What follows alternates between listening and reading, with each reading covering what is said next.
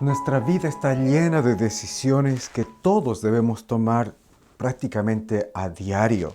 Algunas decisiones son a nivel de nuestros pensamientos, mientras que otras decisiones tienen que ver con los actos, con las acciones que vamos a realizar.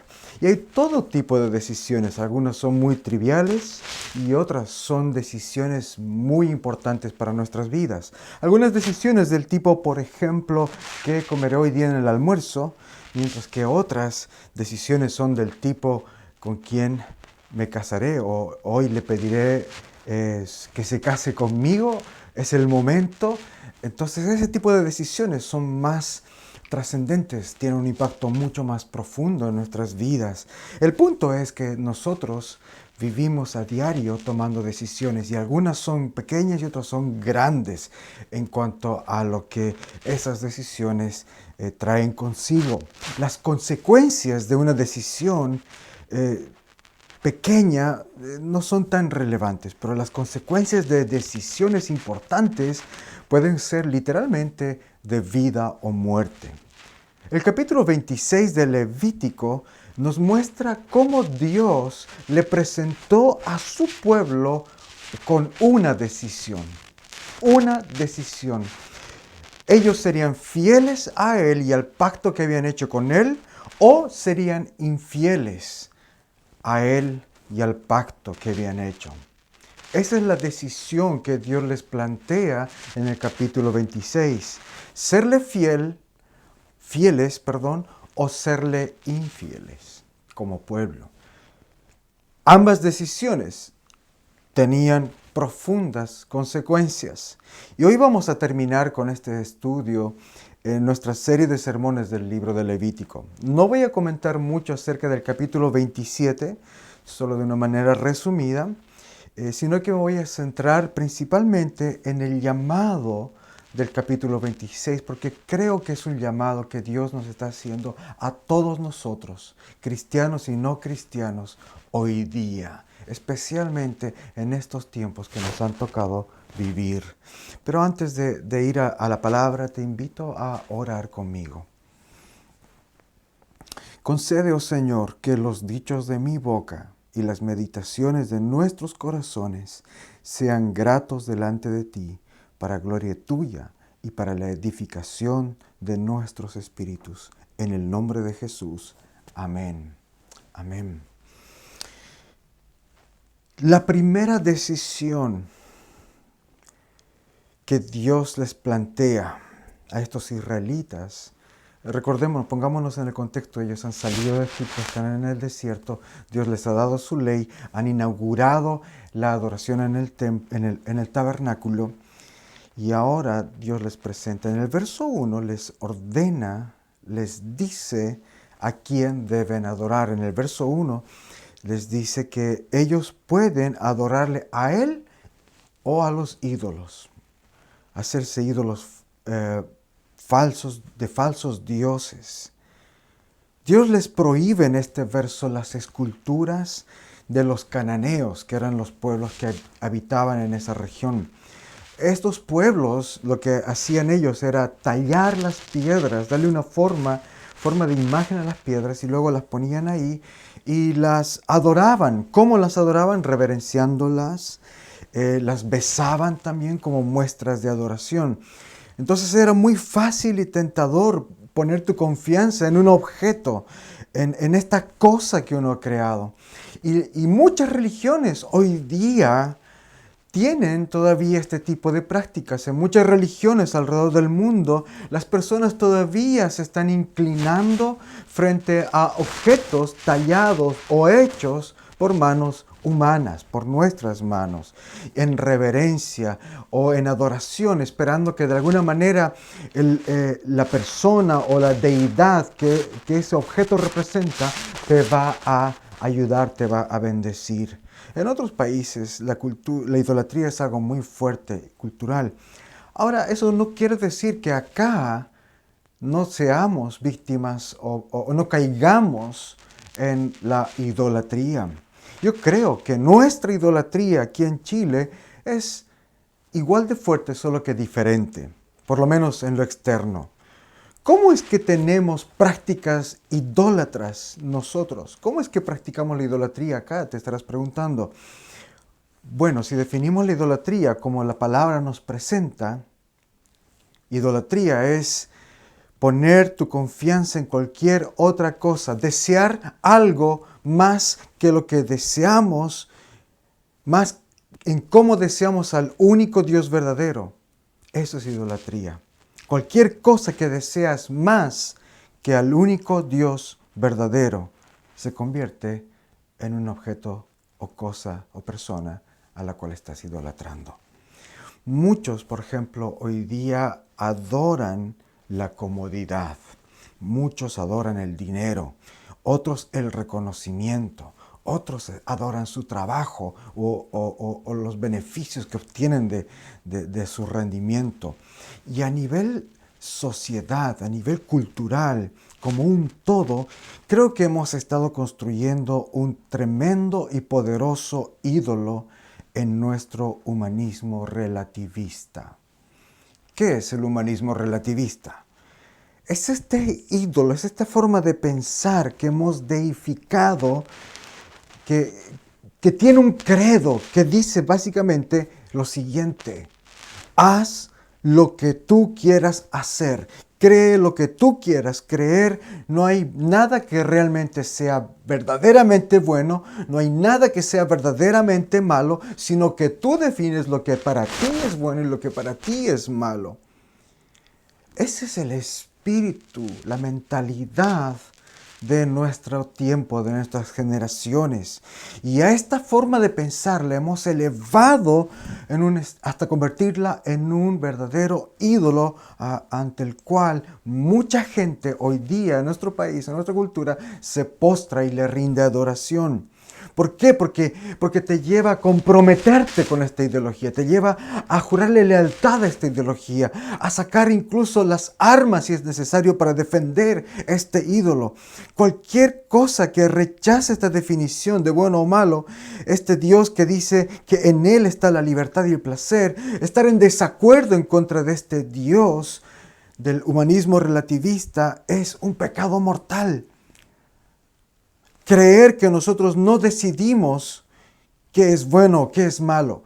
Creer que nosotros no sabemos lo que es bueno y lo que es malo, sino que el Dios de la Biblia ya ha definido lo que es bueno y lo que es malo y está claramente enseñado en este libro, va en contra de esta nueva religión. Creer que la Biblia, que Dios te enseña y te dice qué es bueno y qué es malo para ti, es una blasfemia para este humanismo relativista. Y cualquiera que cree en el Dios de la Biblia y que la Escritura es quien regula mi vida, la Escritura es la que me enseña a vivir, es condenado por los adeptos a esta religión como intolerante.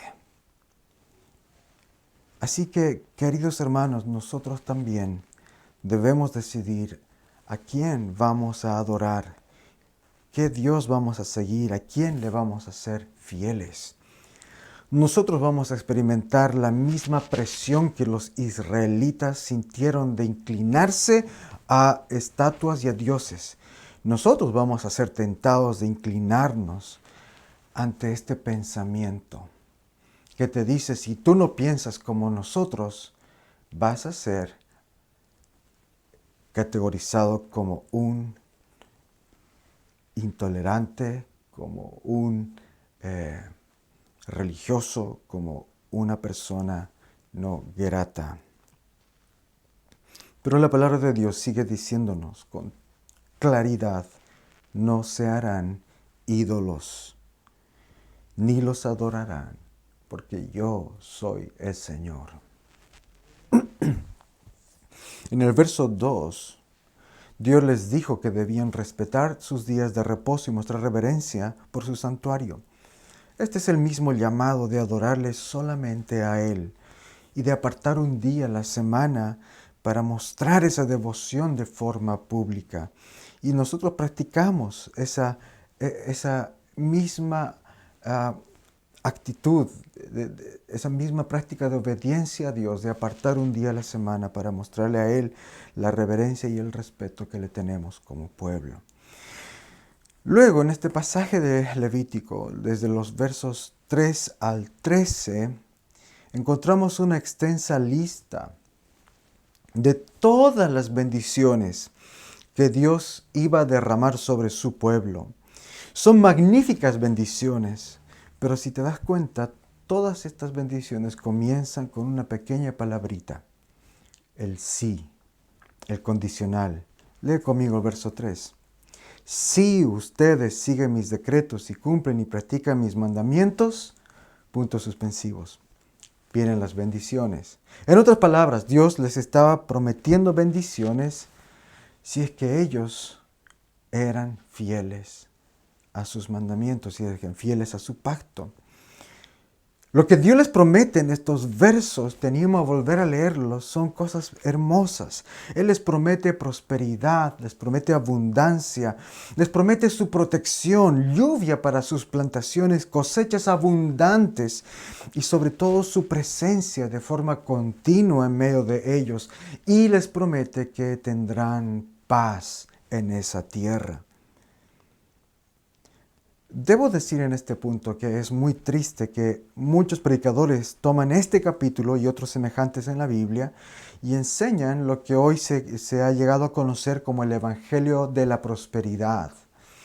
Esta enseñanza, que es falsa y es una verdadera blasfemia contra Dios, esta enseñanza dice que si uno es fiel con Dios, Él te va a bendecir obligadamente. Es casi como una fórmula.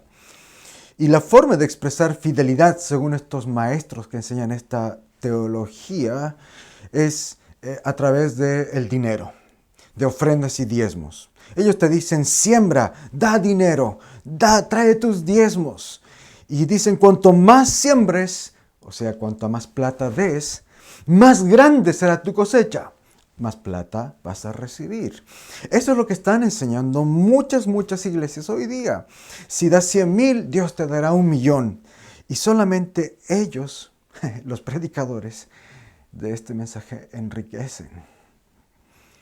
Estos pasajes en la Biblia no están enseñando ese tipo de mensaje. No están diciendo que si obedecemos a Dios, Él de forma automática y obligatoria, sí o sí, siempre va a bendecirnos por medio de prosperidad, buenas cosechas, etcétera, etcétera, etcétera. Para comenzar, este pasaje está dirigido no a individuos, no a personas, sino a un pueblo entero, al pueblo de Israel. Él iba a bendecir su tierra si es que Israel, si es que esta nación, si es su pueblo era fiel. Él iba a bendecir la tierra que les estaba dando. Los que enfatizan el mensaje de la prosperidad y toman el Levítico 26 para enseñar esto, omiten descaradamente el mensaje del capítulo anterior, Levítico 25. ¿Qué dijo Dios en el capítulo 25? Allí Dios da leyes específicas para, ahora sí, individuos y familias que caen en la pobreza. Entonces Dios sí les advierte que ellos van a sufrir, algunos de ellos, pobreza. Especialmente Dios en ese capítulo 25 habla de qué es lo que debían hacer cuando la pobreza era tan grande y la desesperación tan grande que muchos israelitas van a caer en tal necesidad que incluso van a tener que venderse a sí mismos como esclavos para pagar sus deudas.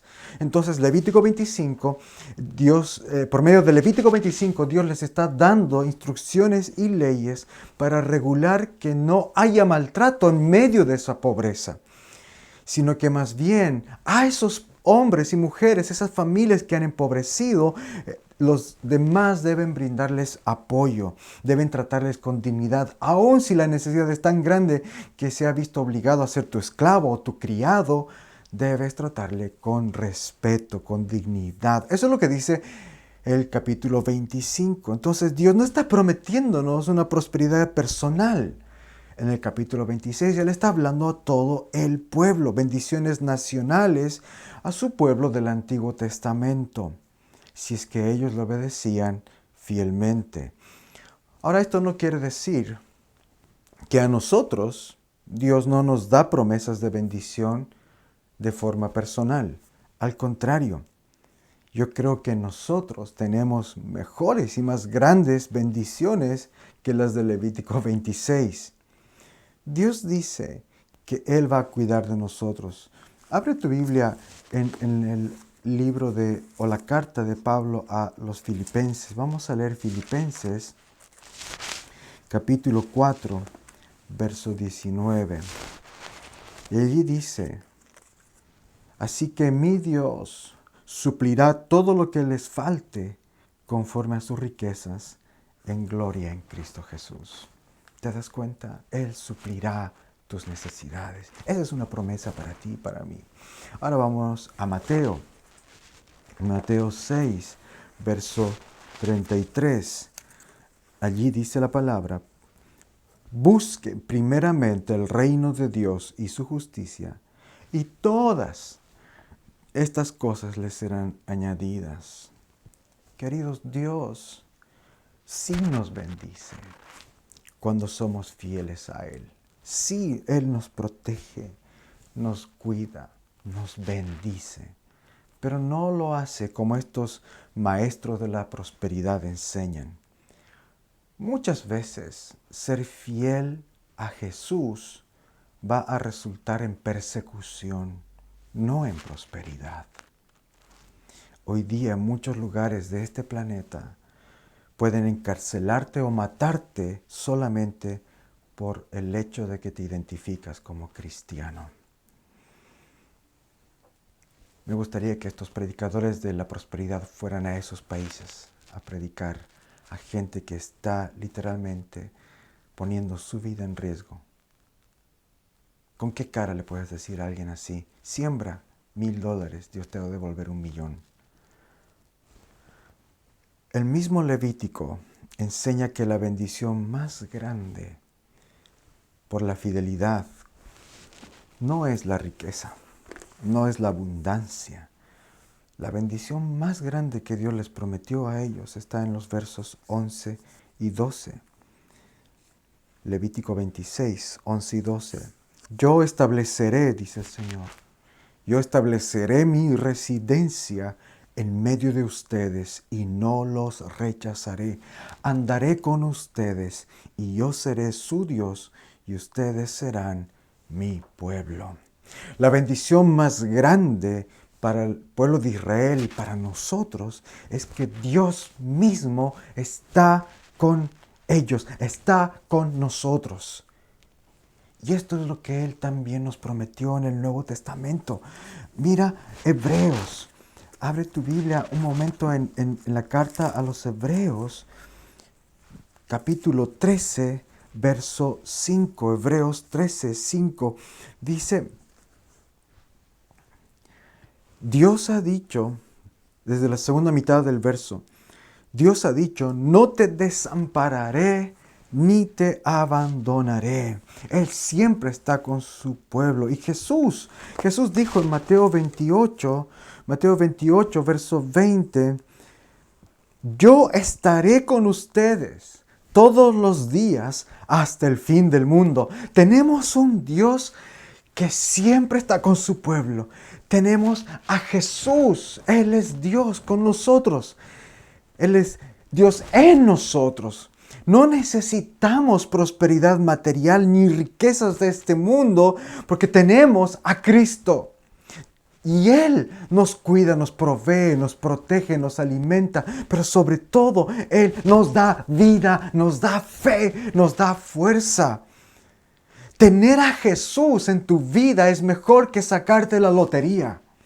La bendición más grande a nuestra fidelidad, a permanecer fieles en Dios, en la palabra de Dios, es que su presencia está con nosotros, constante, y la sentimos y la vivimos. Y por medio de esa presencia podemos seguir adelante. Y por medio de esa presencia tenemos paz, gozo y esperanza. Así que no se trata de que si soy fiel a Dios, Él me va a dar dinero. Se trata de que si soy fiel a Dios, conoceré más a Cristo, experimentaré más de su amor, viviré más para Él, ganaré el tesoro más grande del universo que es Dios en mi vida. Así que ánimo, hermanos, seamos fieles a Dios. En la segunda mitad del capítulo, de los versos, volviendo a Levítico, desde los versos 14 al 39, Dios pasa de hablarles de las bendiciones para hablarles ahora de las consecuencias si es que ellos deciden ir por otro camino. Te dije un principio, esta es una decisión, o la fidelidad o la infidelidad. La fidelidad trae bendiciones, la infidelidad, ¿qué trae? Básicamente, calamidades.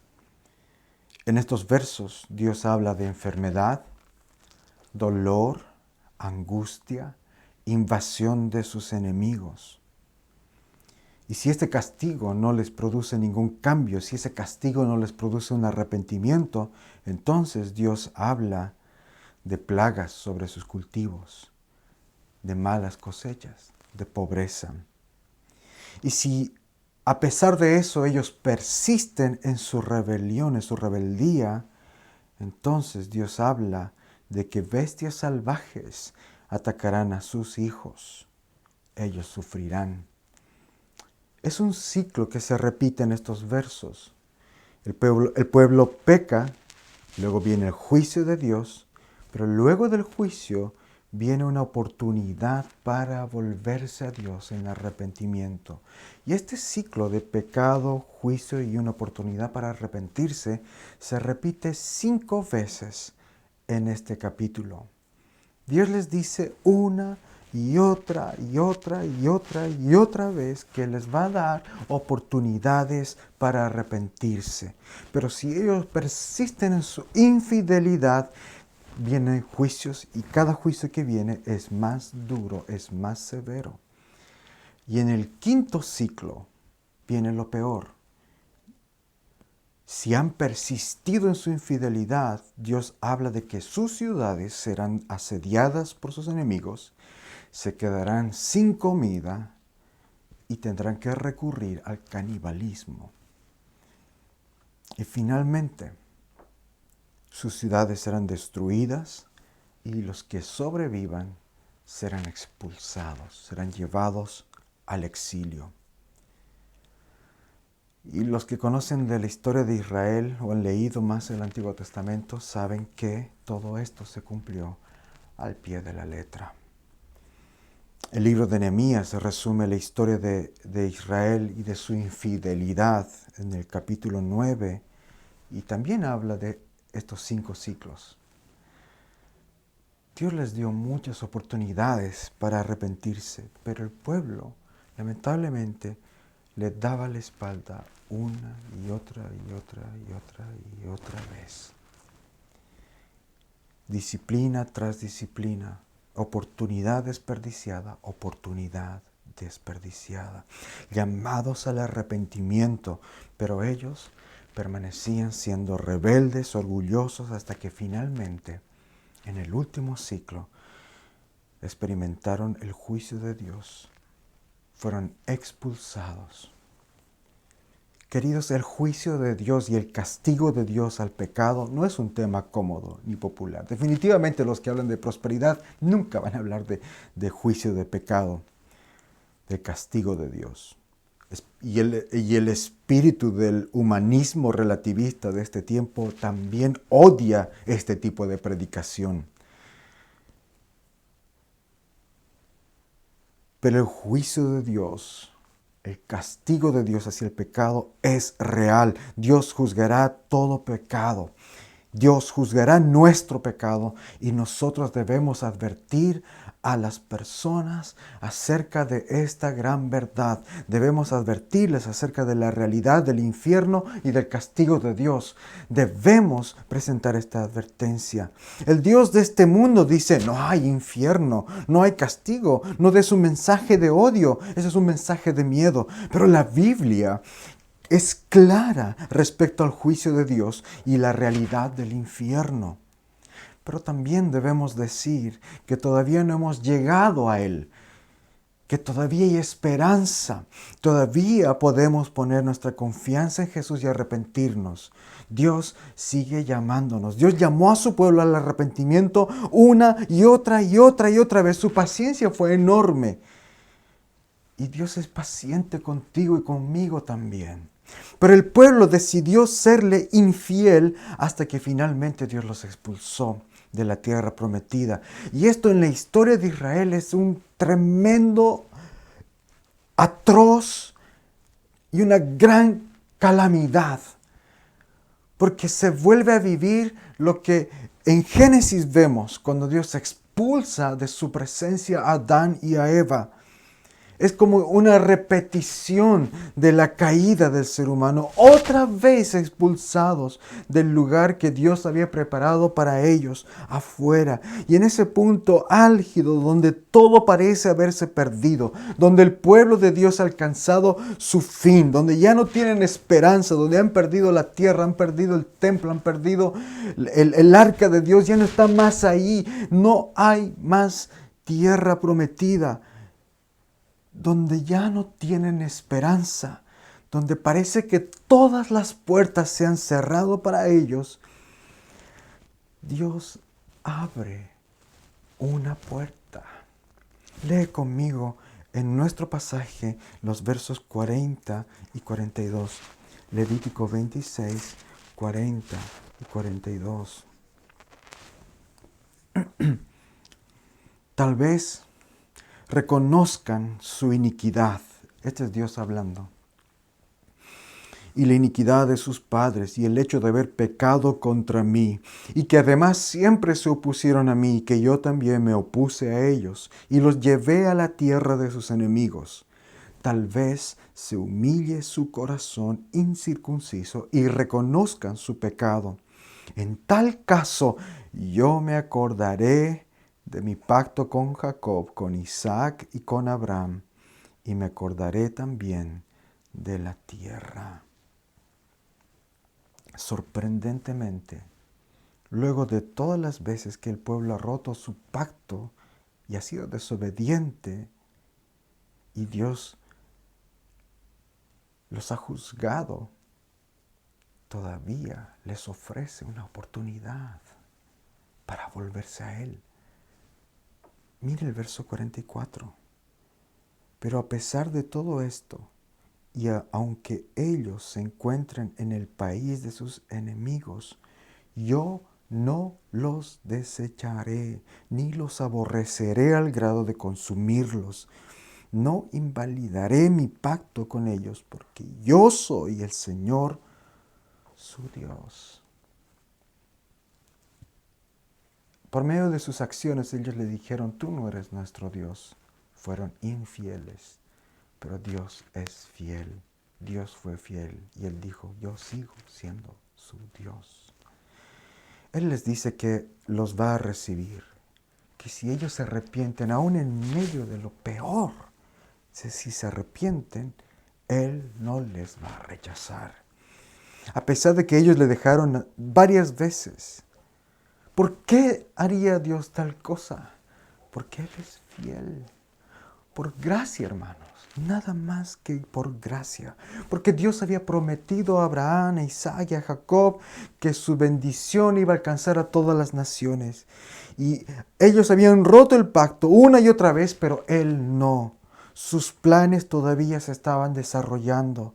Y en su gracia, Él estaba dispuesto todavía a utilizarlos como su pueblo para por medio de ellos enviar su bendición a todas las familias de la tierra, tal como lo había prometido Abraham. Dios es fiel.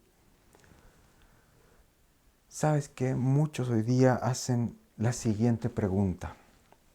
Quizás tú la has escuchado, te la han hecho a ti, o quizás tú alguna vez has hecho esta misma pregunta. La pregunta es esta: ¿cómo es posible que un Dios de amor castigue a la gente y le envíe al infierno? Esta pregunta es equivocada, porque da por sentado de que somos buenos, que no somos infieles, no somos malvados, no merecemos el castigo, no merecemos el infierno.